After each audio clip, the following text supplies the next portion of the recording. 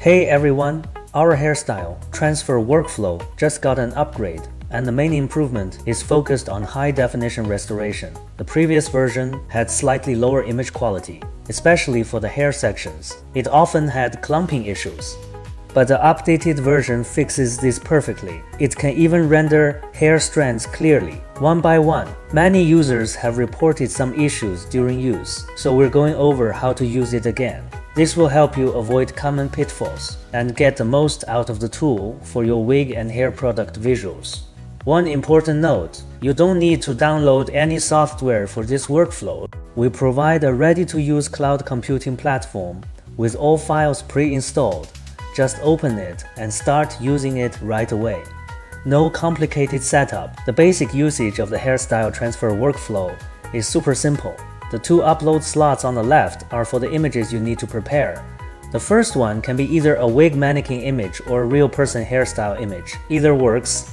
Just click the upload button to finish uploading. The second slot is for the character image, which is used to achieve the wig or hairstyle replacement effect. Here's a key tip. Try to keep the angles of the two images roughly consistent, like both front-facing or both side-facing. This will make the generated result much better. If the orientations of the two images are inconsistent, just enable this option to adjust. Make sure your images are clear. Blurry images will lead to poor generation results. Keep the resolution between 1000 to 2000 pixels. And run the workflow. The generated image will appear in the large image area. If you are not satisfied with the result, you can generate it again. Usually 2 to 3 times is enough to get the optimal effect, and there's no need to repeat the generation too many times. The workflow has HD upscaling enabled by default. That's this option right here. When you switch the number to 2, the output resolution is 5 million pixels, which is roughly under 3K.